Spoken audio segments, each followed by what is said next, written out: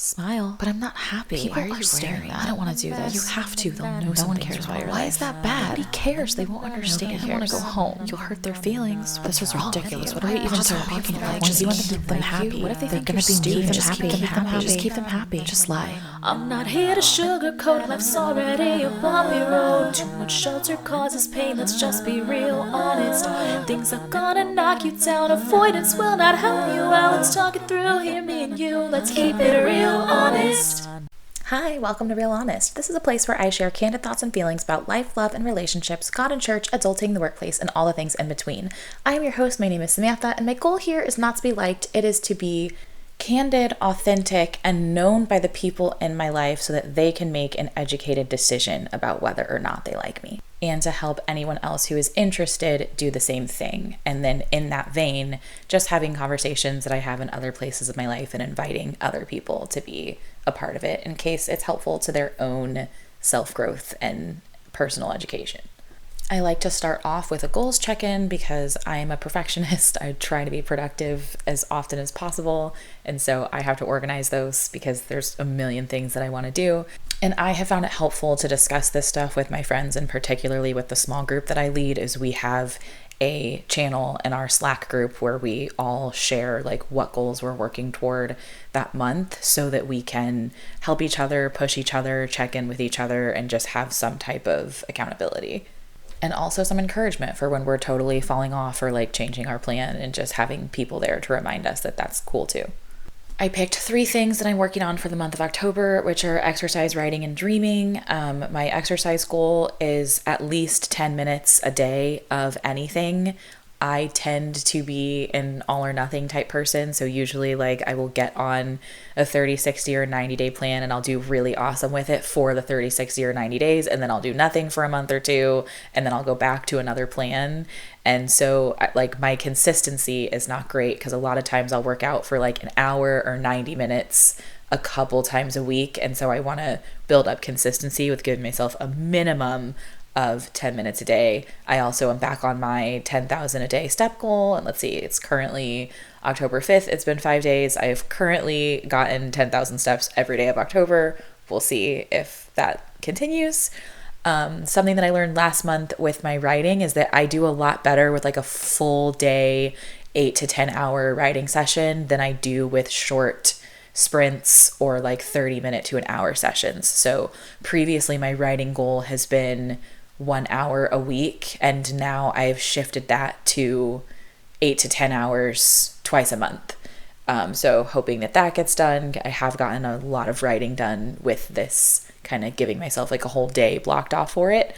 And that way I can also spend time, I can spend a little time editing, a little time brainstorming, and obviously it's not 10 hours of straight writing, but I get a lot of writing done within that window, a lot more than if I only budget an hour for it. I might only brainstorm for that hour and then my actual writing gets pushed out. And then my third goal for October is dreaming. I've just been thinking a lot about what I wanted when I was little and what I was working toward. And part of what I hate about being an adult is you just get jaded. You know, you join the rat race and everything becomes about money so that you can sustain being alive, to keep making money, to keep being alive. And it's just this endless cycle. And I miss the wonder of being a kid, being a teenager that like was so sure that I was going to do something great. And I just didn't know how I was going to get there, but it didn't matter. And nobody asked kid, like if a little kid says they want to be a firefighter or they want to be an astronaut, no one asks them how they're going to do that. But as soon as you get to college and you're working toward a degree, people start to be like, oh, well, how are you going to do that? Is that realistic? And you just get like beat down. And so I want to bring back my childhood wonder by just spending some time this month asking myself, like, if I could do anything, what would it be? And I don't need to figure out how I'm going to get there, but I just want to focus in on like, what are the specific things that I want to do? I feel like what I am learning from God in this season of my life is how to focus on what's important and how to, I don't want to say stop worrying, but how to worry less and how to be anxious less is really for me to focus on what is right in front of me. That's my family, my friends, my coworkers, my job, my home. I worry a lot about keeping all of these things. Like, I feel like I get really anxious thinking about how I've never had a job for more than about 3 years, and I think I'm coming up on 4 at my current job. So I'm like, it really, just based on my history, it's kind of time to move on, and I haven't been able to find anything yet. And so I'm worried that like something's going to happen to this job. But it's like, if that does happen, it doesn't benefit me to be anxious and worry about it. And I'm not saying don't plan, right? Like, I am applying for jobs, I am interviewing, I am trying to find something. But at the end of the day, like, this is the job that I have until I either lose it or I get a different one. And when or if either of those things happens is when it's going to be time to do something else. And so, again, I'm not saying don't plan. Like, I think saving money is great. I think that if you received a paycheck today and you are able to put part of that money in savings, you totally should. If today is not payday, it's not going to benefit you to panic about not being able to save any money. It's just kind of like, what is in front of you right now, today, in this moment. If you have a bill that is due today and you can pay it, pay it. If you have a bill that's due today and you can't pay it, then you need to figure out, what are the late fees? Can you DoorDash or Uber Eats? Like, what's a quick way to get cash to cover that bill? Who's somebody that you can ask to help you?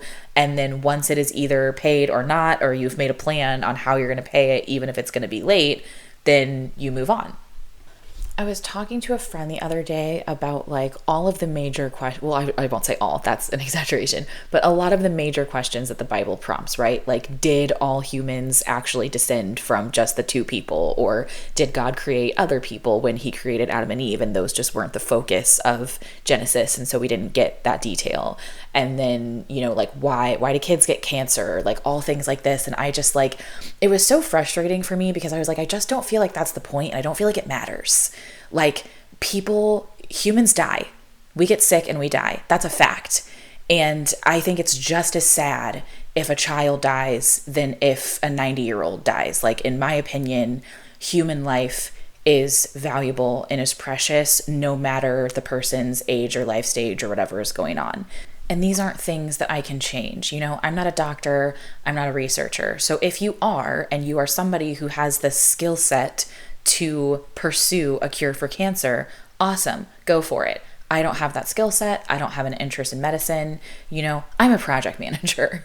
I organize people and things and projects and tasks, and I'm really good at leading a group and keeping a group on track and motivating a group of people to complete something. That's what I do. So I'm looking at the opportunities in my life to do more of that because I'm good at it. Personally, I think the point of the Bible is to point people to Jesus as the ultimate example of how we should try to live. I think that the Bible needs to always be looked at holistically. I think you can hone in on individual stories, but you always have to have the larger holistic context in order for it to really make sense. And when I say make sense, I don't mean the specific questions of like, did all of us actually come from Adam and Eve? I mean, make sense in terms of a holistic, singular story, like a collection of stories that are all telling a singular, greater story, which is the story of Jesus and how we build a relationship with him.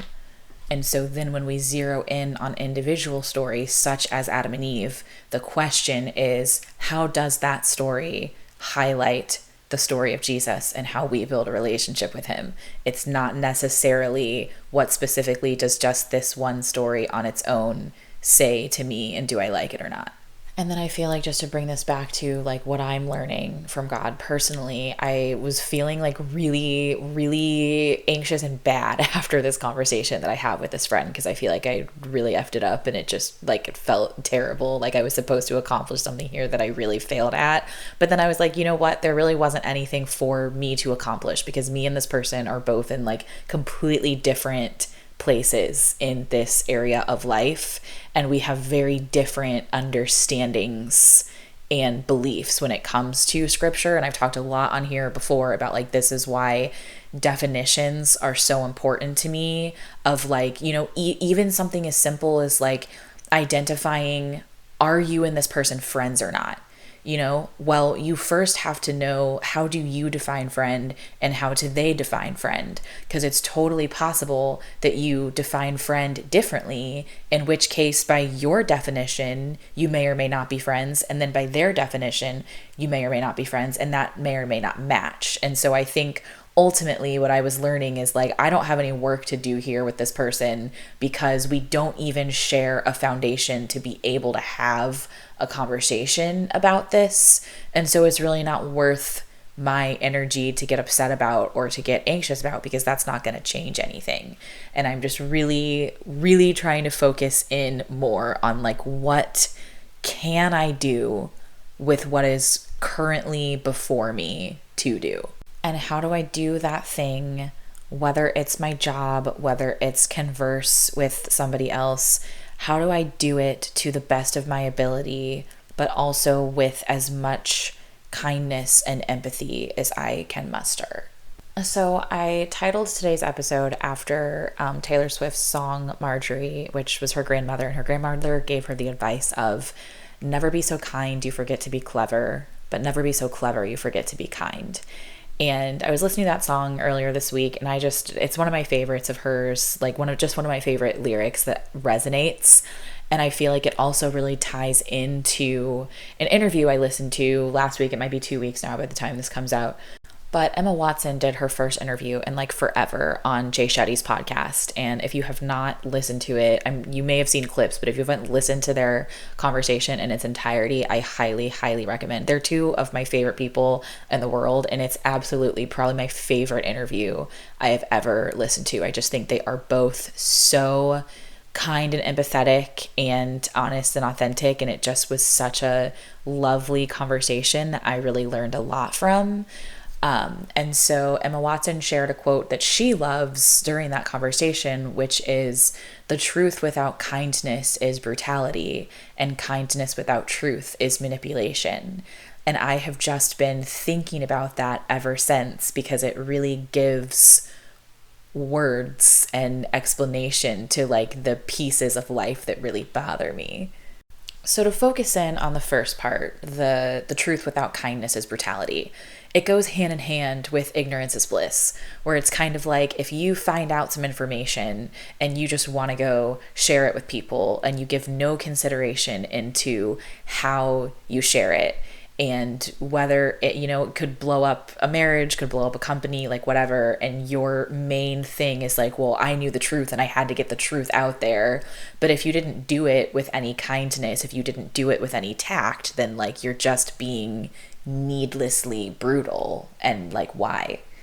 And then the reverse of this, kindness without truth, is manipulation. Because if you are lying to someone and just being kind, you are effectively manipulating them. And I feel like this happens in a lot of transactional relationships, where people are like, I really just want or need something from you, so I'm gonna be like really sweet and nice to get it, but I'm not gonna come forth and like actually tell you how I feel, or like actually tell you what I want or need. Is like, then you're just being manipulative. And also like, why? But what's interesting to me is I think that a lot of people do both of these things without even fully realizing it. It could be as simple as like, if somebody asks your opinion, like, does this dress make me look fat? And you say yes, because that's true in your mind.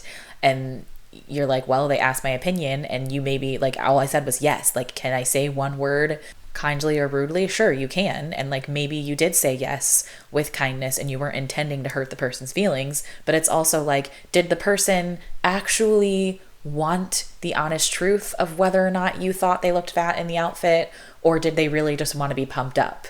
Which also, is that their fault then for asking a yes or no question and not communicating that they just wanted to be encouraged? I feel like so much of the internet is like, let's be brutally honest. Like, we all just need to be brutally honest. And I don't know that people are like totally even using that correctly, because I feel like the idea, like if you go to a friend and you say, I'm going to be brutally honest with you right now.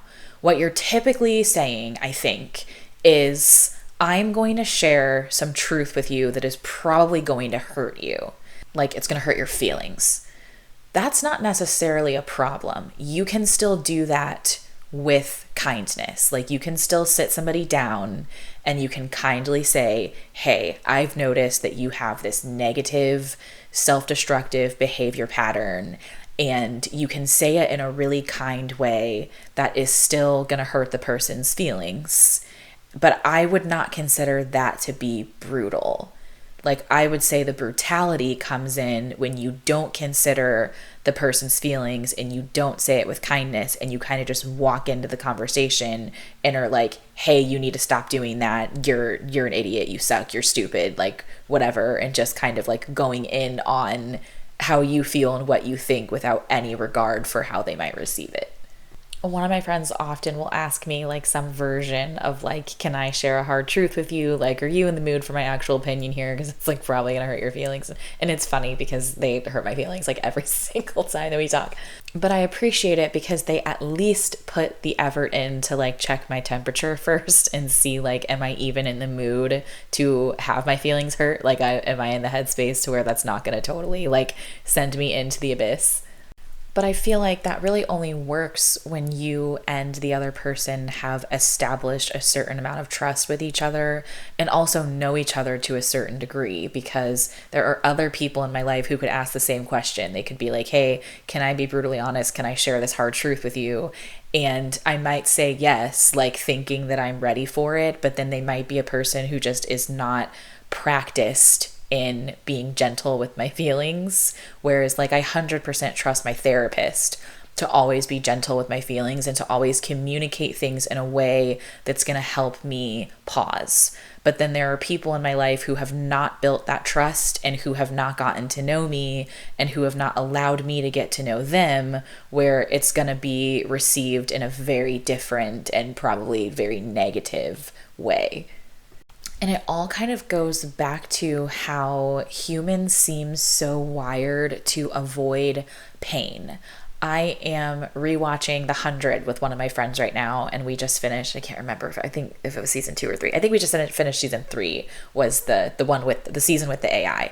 And so basically like this, in the show, someone created an AI that like its main directive was to solve overpopulation, and it solved overpopulation by hacking nuclear launch codes of all of the countries that had nuclear weapons and destroyed the earth. And so groups of people that had the technology like went up and, humans created this like space station that they lived in for however many years they needed to until the radiation from the nuclear war was at a safe level on the earth for them to return to earth and live there again. And so at this point of the show, somebody had like reawakened the AI and it created the City of Light, which essentially is like where it's a place where the AI can send people's consciousness, and then the AI takes over people's like actual bodies, and people have to opt into this. Like there's like a chip that they have to swallow that like connects their consciousness to this like system that the AI created or whatever. I don't fully understand. It doesn't make a whole lot of sense, to be honest. But the point is that the way that the AI gets people to agree to take the chip is like, if you take this, it will take your pain away. And so the people on Earth at the time, like there's all of this war and people are constantly like shooting each other and cutting each other and hitting each other with spears and whatever, and like everyone's injured. And so there's that, and then there's just like constant massacres of different groups of people because of all the war going on. And so the AI is like, hey, if you take this chip, like you can just put your consciousness into like the City of Light, and then all pain will be gone. Like you won't feel any pain. But the way that it accomplishes removing people's pain is removing all of their memories of anything that ever hurt them, and it includes emotional pain. And it's interesting to see how many people give in to this because they want to escape pain. And I think a lot of humans are driven by that. Like I think so many of us are like, I'd rather you lie to me than be brutally honest because I don't want my feelings hurt. But then what we too often fail to acknowledge is that being told the truth with kindness does not mean that there won't be pain involved. You know, like Taylor Swift has the new song Ruin the Friendship, where she says like her advice is always like, if you fall in love with your best friend, like tell them so that you don't have to wonder your whole life. And it was funny because my friend and I were listening to this song and talking about it, and she was like, that's never worked in my favor. And I was like, me either. Like we both have only had experiences falling in love with friends of them being like, I don't want to be with you. And like, that's not fun for anybody. And if you have really built up like hope and you have put time and effort into like, this is how I'm gonna tell my friend how I feel, and you've come to terms with like, they're either gonna be in this with me or it's gonna ruin our friendship, and I'm like willing to risk that. And even if you've come to terms with all of that, like there's still nothing that can really compare to the pain of being in love with somebody and having them look you in the eye and be like, I do not feel the same way. Like no matter how kind they are when they say that, it's still gonna hurt. But I feel like avoiding it is just as painful. Like to continue to be friends with somebody because you hope that like one day they'll wake up and feel the same way, or like one day they'll notice, or one day they'll be able to read your mind and like everything will be great. That's also painful because then you're sitting there like, oh, well, why are they like spending all of this time with me? Like, why do they look at me that certain way if like it doesn't mean something? And it totally might not mean anything to them. Like it means something to you because you feel a certain way, and it doesn't mean anything to them because they don't feel a certain way. Like either way, our feelings are going to be hurt. Either way, we're going to be in some type of emotional pain. So I just find it really interesting, like that some people choose avoidance. Like they prefer the pain of like not having the confrontation, whereas like I prefer the pain of having the confrontation, because then we can at least both move forward knowing the truth and work on healing from there. Where I feel like if we don't confront the truth and we just live in our little fantasy land dancing around it all of the time, it might be a lesser pain, but we can't ever begin to heal it. So I think it's more, I think it's a lesser pain that will be present longer, where the alternative would be to confront the truth, have the conversation, have a deeper pain that then heals over time. And like personally, I'd rather do that.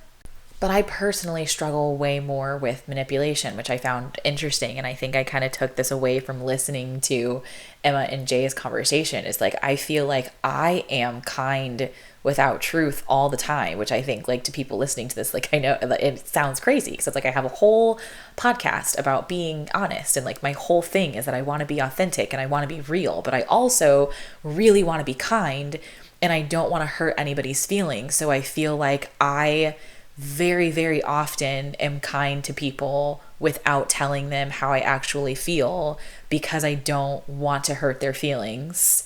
And I haven't fully acknowledged that like that is still a form of manipulation. Like even if it's somebody like asking me to hang out with them and I don't actually want to, but I'm willing to do it. And then I go and I pretend to have a good time and I am kind to this person and I listen to them and I hold space for them and I share things with them too, even though I'm not really enjoying it and I don't really want to be there. I don't tell them that because I don't want to hurt their feelings, but then I'm effectively manipulating them because I'm leading them on and I'm letting them believe that we are building a friendship and that I'm feeling close to them when I don't. Because I feel like saying, no, I don't want to hang out with you. No, I don't want to do that. No, I don't want to be friends is brutal. Like, I feel like that's mean. But the opposite is true as well. So what do you guys think? Which is worse? Another thing I really related to that Emma shared in her conversation with Jay was that part of why she hasn't done an interview in so long is because she said that she wants to have a certain type of conversation. And she just was really struggling to find opportunities for that to happen. And I think that that is the best way that I can describe my main struggle when it comes to relationships. Is I am really looking to have a specific type of conversation with a specific type of person. And I really, really struggle to find those things. So for example, I think I've mentioned on here before that like music is a huge part of my life. I love music. And to me, any song is about the music and the lyrics. I think they work together for a cohesive experience. And I do not listen to music without reading or listening or knowing the lyrics. And I can't fully say that I like a song unless I like both the music and the lyrics. Like I have to like the story that the song is telling to officially say that I like the song. And I have a lot of people in my life who don't listen to lyrics. Like they are people they're vibes and beat people. So they'll turn on the radio or their Spotify on shuffle or whatever, and they won't even be able to, they might be able to identify the artist or the name of the song, but usually not both. And they definitely cannot tell you what the artist is talking about in the song because they don't ever sit down to read the lyrics. They don't care about the story that's being told. They're just like, oh, this is catchy. I like dancing to it. Now, I'm not saying there's anything wrong with that, right? We're all different. We can all experience music however works best for us. So I'm not judging or looking down upon people that don't listen to lyrics. I'm just saying personally, I can't relate to it. And it's a struggle for me because like Taylor's new album just came out and I really want to talk about the stories that are being told, not specific to who do I think Taylor wrote this song about, but specific to something like she has a lyric in her song Eldest Daughter that is, I have been afflicted by a terminal uniqueness. I think that's really interesting. I totally relate to that because it's like, okay, terminal is like something that can end my life, right? Like terminal cancer is like cancer that's definitely going to kill you. So how can uniqueness be terminal? But that's how I feel, like in having so many people in my life that don't listen to lyrics. I feel like I am unique and that I do. I listen to them, I study them, I learn them because I really care about stories and song. And that is the thing that is killing my conversations about music because I want to talk to somebody about this lyric and people just like look at me like I have 10 heads because they don't care. You know, I feel like I am unique in my level of self-awareness. Like that is probably the most common phrase that I hear from my friends is, wow, I think you're the most self-aware person that I know. And they're meaning it as a compliment. And I think I do take it as a compliment, but at the same time, it annoys me because I am like, well, why aren't more people more self-aware? And I think like when I talk to my friends about like relationships that I have or experiences that I have that they think like that I'm making bad decisions or I'm self-sabotaging or whatever, I typically, even before they will say like, I think you're self-sabotaging, I'll be like, I know that I'm self-sabotaging. I'm doing it anyway. I know that this is wrong. I'm doing it anyway. I know that this is going to hurt me. I'm diving in head first because that's what I want to do. I've looked at the pros and cons. I've done my cost benefit analysis. Like I know what's going on here. And usually they're like very impressed by that. But I think they're so impressed by it because most of them don't do it. So then when I'm talking to my friends, I have to walk them through the process of like, okay, let's get to the bottom of this decision that you're making. We have to walk through the steps of why are you making this decision? How are you feeling? Why are you feeling it? What do you want to feel? What do you think that you're going to feel on the other side of this decision? Let's do your cost benefit analysis. And so I feel like I am unique and that I am the friend that does that on my own and that knows how to do it and can walk other people through it. But I feel like that's like a terminal illness to me because it's actually, I think it's killing my friendships because I want people to already be doing this on their own. I don't want to teach them. Like I have so many friends that keep saying, have you thought about being a therapist? You're really good at this. I don't want to be your therapist. I'm not interested in being a therapist. Go get your own therapist, pay your therapist, become self-aware so that you and I can have higher level conversations.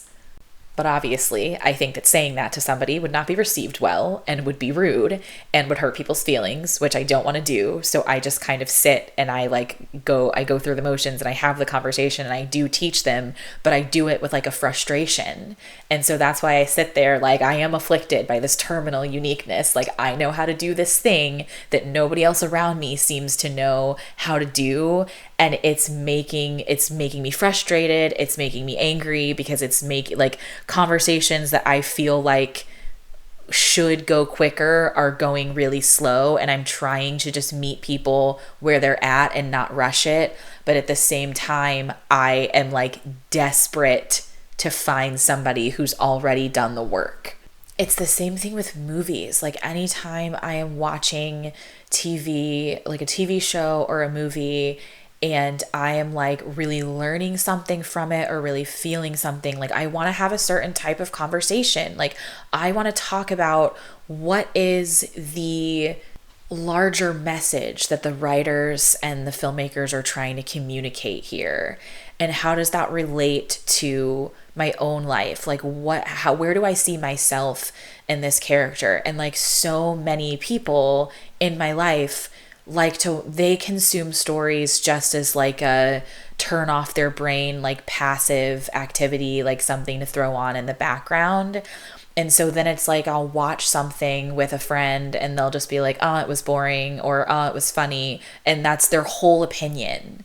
And that's all they can say about it. And I don't think that that's bad or that there's anything wrong with it. It's just that my opinion and my experience of any story like just has so many layers, and there's so much going on, and I really, really want to talk about it. And I just don't have anyone in my life that really can or wants to do that. And I think that hurts my friendships too, because I think people feel very judged by me, and that's not like, I'm not judging them, and that's not what I'm trying to communicate to them. But it's kind of the reverse of, let's see, how do I give a good example about this? Okay, so of my two best friends, right? Like one of them, I feel like I have 1,000% certainty that I will have in my life forever. Like could not get rid of me if they tried, but they're not going to try because they love me. My other best friend is way more up in the air, where I feel like there definitely are moments where I am like, oh yeah, we're in this forever. Like we put the work in, like we're doing this. And then there are moments where I'm like, anything that I say or do is going to cause this person to run from me so fast and so far. And like, I am losing them. Like, how do I save this? And so whenever we are in the I'm losing them space, like I have a fear response where I feel like I have to just go along with whatever it is that they want so that I won't upset them, so that I won't piss them off, because they're the type of person who's going to be like in the middle of a conversation, like, I don't like what's happening here. And so if this continues, like, I'm going to end this conversation, which I'm all about boundaries. I totally think that people should enforce their boundaries. I really want to have a conversation, which this is already getting to 30 minutes, so maybe I'll do a whole different episode on it, but I would love to have a conversation about where is the line between drawing a boundary or enforcing a boundary to, you know, for your mental health, your physical health, whatever. Like, where's the line between enforcing a boundary and just forcing everything to be the way that you want it because you want to feel a certain way, and like whatever anybody else wants be damned. I'm genuinely not sure where the line is, because I've been thinking about this a lot lately, and I definitely have said to people like, XYZ is off limits to you. If you mention this thing, I'm ending the call, I'm not texting you back, I'm walking out of the room, like I'm done. Like, you are not allowed to discuss that with me. And typically it is because due to things that we've discussed about that specific topic in the past has caused me a lot of pain, or the person doesn't know how to be sensitive in the area. It brings up bad memories, like whatever it is. So I am like, I have to set this boundary to protect myself. But I can see where the other person may view it as like, oh, so you just want to feel light and fun and happy when we talk. And if I broach a topic that might make you uncomfortable, then you're going to end the call with me. You're going to cast me aside. Like, you're going to toss me out. Then what you're saying is that everything has to be on your terms all the time. Like, you get to choose what we talk about and how we talk about it. And I don't get any say of that. And I'm just like, I do.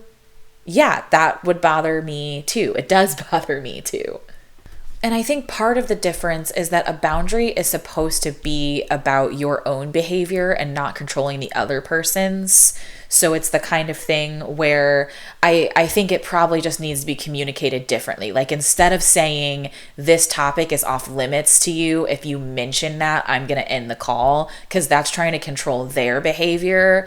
So really, if it's a true boundary, what you should be saying is this topic is off limits for me to discuss with you. So if it comes up, I'm going to end the call because of my own feelings and like not make it about them. But I feel like if you communicate it in a way that's like, if you do this thing, then I'm gonna be out of here, then it puts the other person on this like, okay, well, if I want to keep you in my life, then I like have to fall in line and I have to do this and I have to do what you want. And that feels manipulative. And I imagine that I have multiple people in my life who see me that way. Like, I think people view me as like, because I want to have specific types of conversations with specific people, I think that people know this about me and they kind of go into conversations and relationship with me feeling like I'm very quick to cancel people and I'm very quick to cast people aside. And so people might feel like, you know, if I can't be the kind of person that Samantha wants me to be, and if I can't have the specific kind of conversation that she wants me to have, then I can't be her friend. And so then I don't even want to try. And I think that sucks, because that's definitely not how I want people to feel. That's not what I'm here to communicate. That's not the point to me.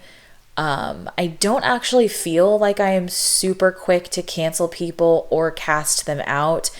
Maybe if they're new, I think that I probably treat new people similar to how I treat books and movies and TV shows, in that the book really needs to pull me in the first chapter, or I'm probably going to put it down and not read it. And the movie or the TV show really needs to pull me in like the first 15 minutes, or I'm going to turn it off and I'm going to do something else, because my time is valuable to me and I'm not going to waste my time consuming media that I don't find entertaining and interesting. And it's the same kind of thing with new people, where I feel like our first, I don't want to give it a specific number, but our early interactions need to make me feel like more interactions are going to be for both of our benefit, and that they're going to be a person that like can fulfill my needs as a friend for me to put more time and effort into them. But like, if you've already been rocking with me for years, I'm a very, very, very loyal friend. And I think that for people that are currently in my life, if they are not the specific type of person that has the ability to have the specific conversation, like back to the music, right? If you're my friend and you don't listen to lyrics and you don't care about story, and you're the type of person that just wants to like vibe to music, and you really can't have a conversation about the story that the song is telling because you don't even know what the story is, I would not cast you aside for that. I would not say that we can't be friends. I would just say that I'm not going to ask you questions about lyrics and story. Like, I wouldn't go to you for that. And I think that's probably more what I do in my own life, is like, I learn which of my friends can fulfill certain needs, and I go to those friends to fill those needs. And I think that I have a lot of acquaintances who do not have the ability to fill my needs as a friend, but because of that, I don't expect them to, and I don't ask them to. I go into interactions with those people, I'm like, okay, this person is not going to fill me up, so I'm going to make sure that I am filled up before I interact with them, so that it doesn't result in just being like a draining thing that makes me super angry. In terms of a hard conversation this week, I don't have like one specific one. I feel like most conversations in the past couple weeks have been hard for me. Like, I'm just kind of in a place of, you know, I'm in that mood where like everyone is irritating me, everything is bothering me all the time. Like, I'm so annoyed and like really not in a great mood. So I have not been like awesome to talk to of late, and I'm fully aware of that and acknowledge that. I feel like at least once a month I get in this like slump where I'm like, woe is me, nobody loves me, I don't have any friends. And like, I was I was talking to one of my friends last week about how I have this solo trip coming up and I'm not excited about it. And she's like, well, what's wrong with being alone? And I was like, I don't have a problem being alone. I like being alone. I prefer being alone. It's about choice. That's always my biggest thing, is it's about choice. I want the option to be alone or be with other people. And I'm going on this solo trip because I don't have any friends that want to go with me. And I'm really stressed out because none of my friends live close to me. And I feel like I have to save the money and fly to visit my friends to see them. Nobody is coming to visit me. And that really bothers me. And as like the project manager and the type A, like perfectionist person, right? Like I lead this small group and I've been really frustrated because the members are like really bad at attending. And I'm just like, I know that life happens and stuff comes up, but all I ask is that you just let me know that you're not coming. Because I'm spending the time every single week. I'm sending out email reminders, Slack reminders, texting you guys individually to only get 2 of you to respond to me. And the group doesn't happen without me. So I have to show up every single week to get the group to happen, but then I sit there for 15 or 20 minutes and nobody shows up and nobody reached out to me to tell me they're not coming, and they don't understand that that's disrespectful because it's a waste of my time. Like, I've already done this Bible study, and if I want to do this Bible study again by myself, I can do it throughout the week on my own time and not set aside this like 2-hour block for you guys to do it together. Like, I'm doing this for you, like facilitating space for you to go through this thing with a group of people, and you don't even respect me or my time enough to tell me that you don't want to do that anymore. And I'm trying to be really cognizant of the fact that like I am just frustrated. So like whenever anyone gives me space to like discuss any of these things, and like this is my podcast, so it's me giving me myself space, but it is what it is. Like I just get like more heated and more frustrated about stuff. But it's like I do have a lot of people in my life who are like, I'm here for you, like reach out to me anytime. But then like when I reach out to them, they don't answer. And when they're like, oh, send me my personal podcast, like send me a 20-minute voice note. And I send them like a 7-minute voice note. And they're like, oh my gosh, I'm so excited. I can't wait to listen. And then weeks go by and they don't confirm whether or not they actually listened to it or if they started it and didn't finish it. Like people just don't finish conversations with me on average. I realized this yesterday. I have one friend that we finish every conversation. And everyone else in my life, it just seems like they just disappear at some point. And it's not like they get busy or they forget to respond and they check their phone again a week later and then pick it up. It's like we were in the middle of discussing something and then they got distracted, or they got busy or whatever, but they never come back to it. Like if they come back to our chat, be it days or weeks later, they're like, oh, hey, haven't talked to you in a few weeks. How are you? And I'm sitting there like, look at the last thing that I said to you. Like there was substance there. Like I was feeling something. I was sharing something with you. I was being vulnerable, and like maybe it was too much. Like maybe they couldn't handle like what I was saying, even though in a lot of cases it's like something stupid. Like, I mean, the example I gave to somebody the other day was like in my family group chat, like a lot of times it's like my mom will reach out and say like, hey, I read this article I would like for you guys to read. Or like the other day it was that she found some pajamas that she wanted us all to wear for our Christmas picture this year. And so she's like, can you guys look at the size chart and like, let me know. And then one of my sisters hopped in and was like, well, those look really expensive. Like, can we do something cheaper? And my mom was like, sure. And then that was the end of the conversation. Like nobody ever confirmed that this is what we're buying. Nobody sent an option of like something cheaper. And then the next time somebody said something in the chat, it was completely unrelated. And I'm sitting here like, can we close the loop on the pajama thing for the picture? Like, I don't understand, because I finish conversations always. And I'm just sitting here like, when people reach out to me, if you're asking me for my time and I give you my time, I sit down and I listen to you and I let you go through all of your thoughts, and I ask follow-up questions, and I try to be really present and aware and cognizant, and like I will lose sleep. If you've got more to say and you're a person that I love, I will absolutely not sleep to sit there and wait until you get all of your thoughts out. And I know that other people value sleep more than, I don't want to say value sleep more than relationships, because there are a lot of people that like have to sleep we all have to sleep to function. But it's like, you can say, hey, I'm so sorry. I'm really tired. I can't really focus anymore. I need to get some rest. Can we pick this up tomorrow? Or like, I'm really busy. Can we pick this up next week? Or whatever it is. But that's been like the hardest thing of all of my conversations in this past week is I feel like people are like, I'm here for you. Let's talk.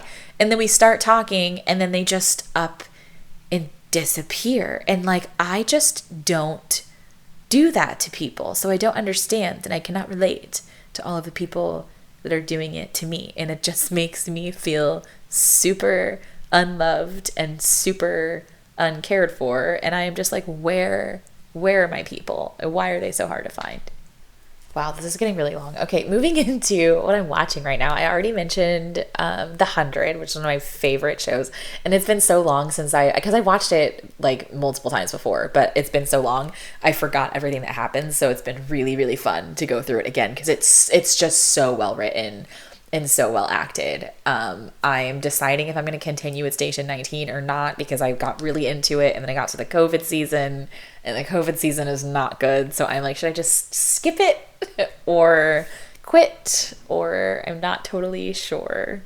I haven't been to any press screenings since my last episode came out, but I think I have a couple before I record my next episode. So I should have like new movies to talk about then.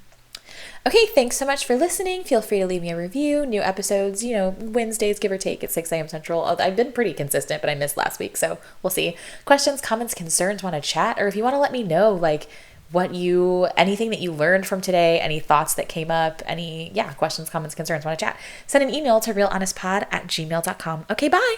I'm not here to sugarcoat, life's already a bumpy road. Too much shelter causes pain, let's just be real honest. Things are gonna knock you down, avoidance will not help you out. Let's talk it through, here me and you, let's keep it real honest.